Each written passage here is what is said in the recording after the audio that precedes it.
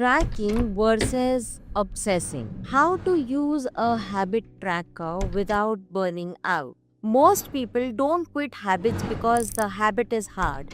They quit because they turn tracking into a second full time job. What starts as a helpful system slowly becomes pressure, guilt, and self surveillance. Somewhere along the way, tracking stops supporting the habit and starts suffocating it. Tracking is meant to create awareness. Obsessing creates anxiety.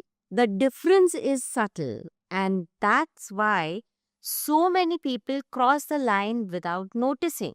Tracking answers one simple question: did I show up today? Obsessing asks 10 exhausting ones. Did I do it perfectly? Was it enough? Why did I miss yesterday? What does this say about me? That's not habit building. That's self criticism wearing a productivity costume. A habit tracker is a tool, not a judge. Its job is to reduce thinking, not increasing it. If you open your tracker and feel tension instead of clarity, the system is broken, not you. The first mistake people make is tracking too much. They try to monitor sleep, water, steps, food, mood, focus, workouts, reading, journaling, meditation, and gratitude all at once. That's not self improvement, that's micromanagement. Your brain burns out because it's constantly being evaluated.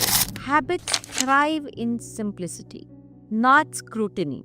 The second mistake is perfection tracking. People believe a habit only counts if it meets an ideal standard. 10 minutes of meditation instead of 20 feels like a failure. One page read instead of a chapter feels pointless.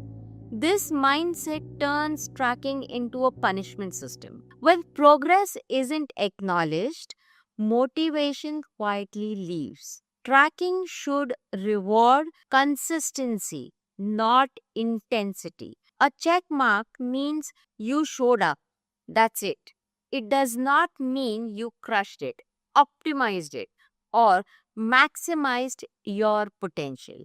It means you kept the promise. That's enough. Another trap is emotional detachment to streaks. Streaks are useful until they become fragile. Once fear of breaking the streak becomes stronger than the desire to do the habit, stress replaces momentum. Missing one day feels claustrophobic. People either force themselves through resentment or quit entirely.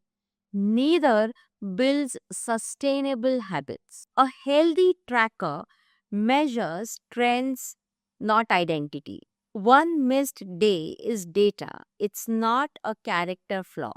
The goal is to not never miss. The goal is to return quickly without drama. Tracking works best when it's boring. A simple tick, a dot on a calendar, a yes or a no. If your tracker requires colors, symbols, notes, reflections, and mood analysis, you have built a system that demands attention instead of giving direction. Another sign you're obsessing is constantly checking the tracker instead of doing the habit. If the tool becomes more engaging than the behavior itself, the system has flipped. The habit should be the main event. The tracker is just the receipt. To use a habit tracker without burning out, follow three rules. First, track only what matters right now. One to three habits at most.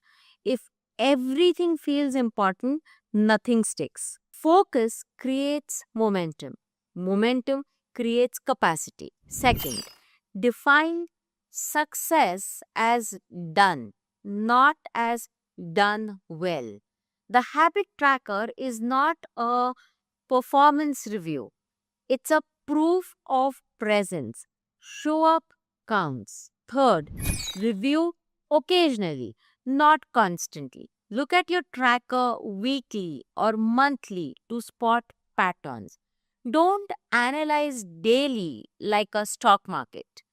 Habits grow through repetition, not constant evaluation. The quiet truth is this: habits don't need to be watched closely to grow, they need space, patience, and forgiveness. Tracking is meant to support trust, not replace it. If your habit tracker makes you feel heavy, step back. Simplify it, strip it down, make it kind. Habits don't stick because you monitored them harder, they stick because you made them sustainable. Tracking should feel like guidance, obsessing feels like pressure. Learn the difference, and you won't burn out halfway through becoming who you are trying to be.